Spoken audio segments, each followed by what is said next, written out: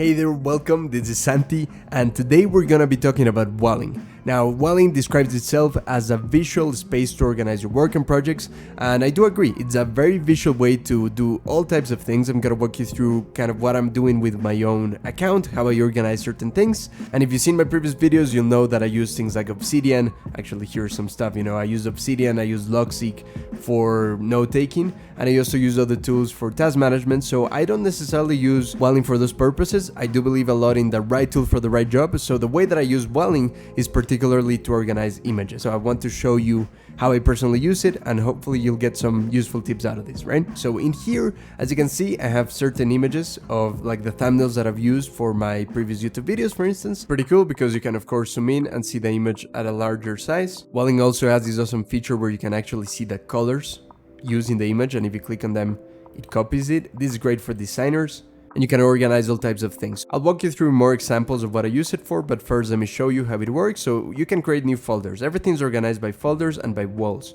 So you can create a new folder, we're gonna call it demo, and in here, now you can create a new wall. So let's just call this wall 1. Now you'll be presented with these options where you can use layouts. I particularly prefer to just go blank. And here you have the option to create sections. So let's just do section 1, there we go. And inside of sections, you can double click to create a block. So this is a block. If you want to have more space to write, you can expand it like so, or even like this. Pretty cool. And then you can rearrange things as you wish, right? Of course, you can also add images like so. There you have it. And you can, of course, create separate sections where you can add more stuff. And you can, of course, rearrange previous blocks from here to there and so on. And you can also collapse them, which is pretty cool.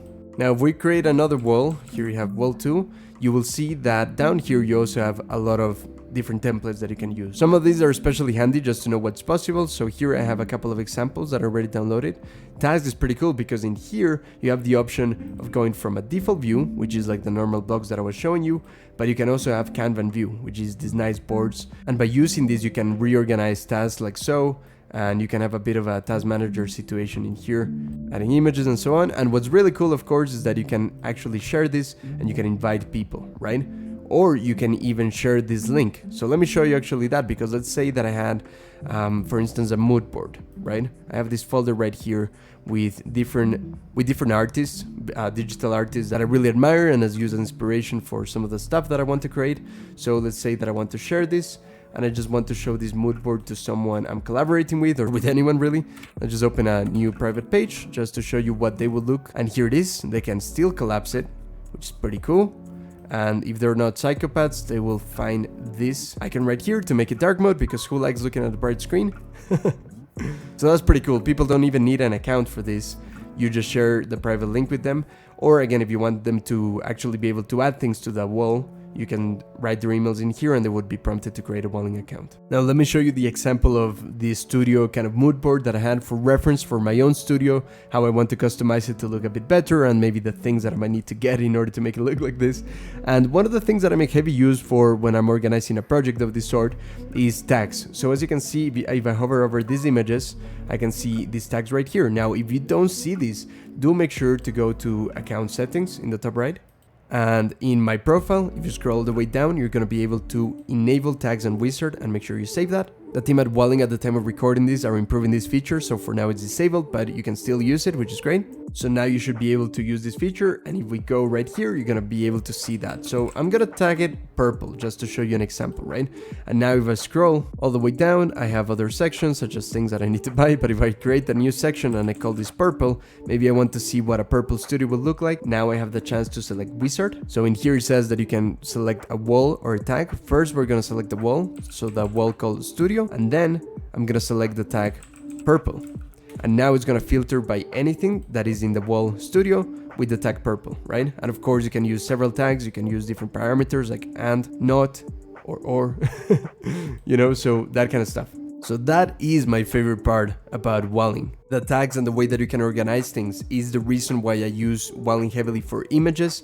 Now, I don't think of it as a place where I can actually back up my files or store everything, but rather a place where I can organize images for particular projects. I love using walling to have reference images for a particular design or artwork that I'm working on, And for instance, you can see a lot of these stacking layers ended up on this final result of a thumbnail for a video that I did, right? So I took inspiration from those, and I do that for almost everything I do. So for instance, this project right here, I was designing the 3D logo of the Obsidian application that I use for my videos, and I looked at the original logo as well as other crystal shapes, the original Obsidian rock, and then I ended up with this final result of the 3D design that I built, right? Which is the one that I use for my videos, as you saw in some examples here, right? So I really love using Walling for that purpose, for like reference images for visual projects. So if you're a designer, that's extremely helpful. So now let's move on to the daily desk, a really powerful feature that I absolutely love because it resembles the way that Obsidian,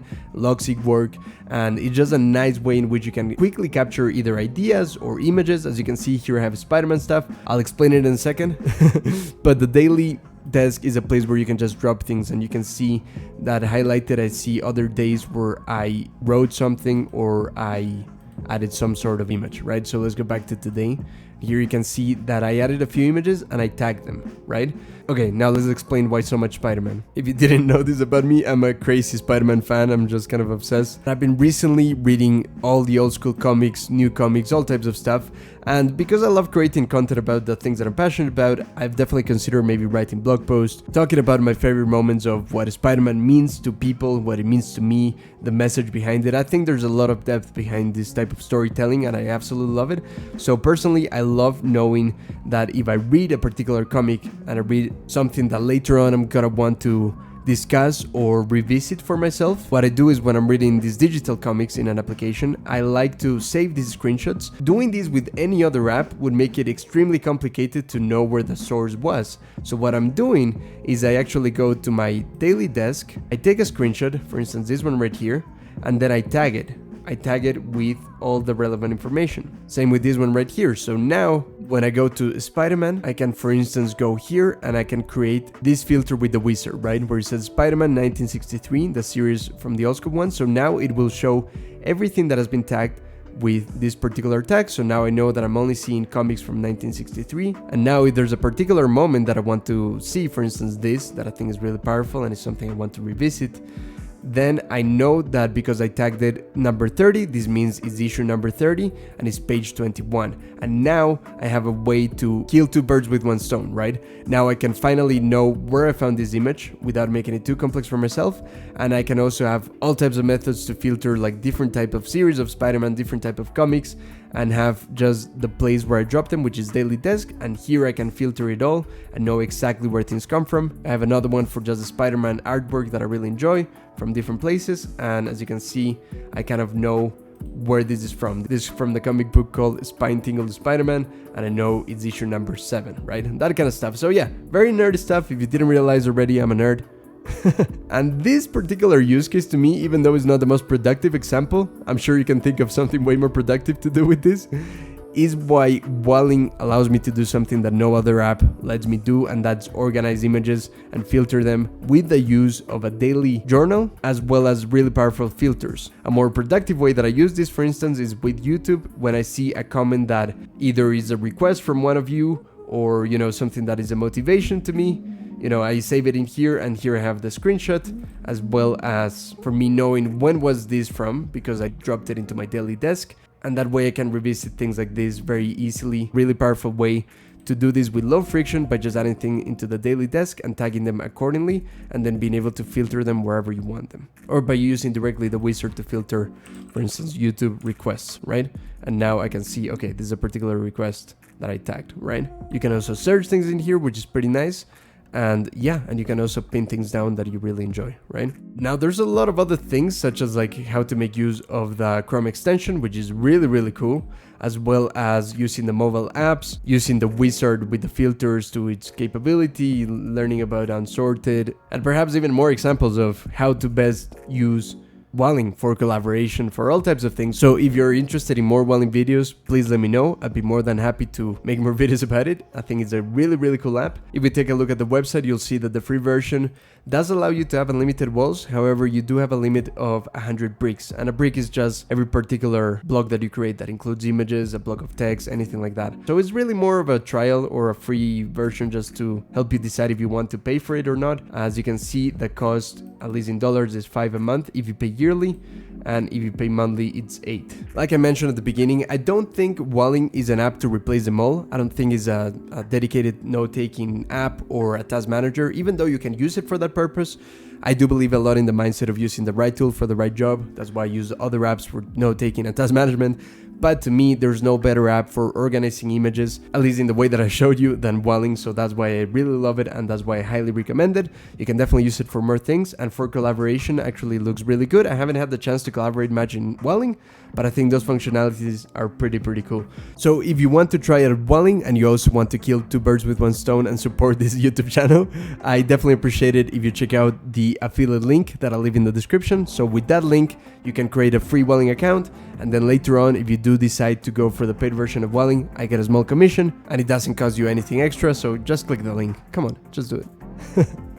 But above all, I hope you enjoyed this video. Let me know if you would like to see more Welling videos. And with that said, I hope you have a great week, and I'll see you in the next one. Bye.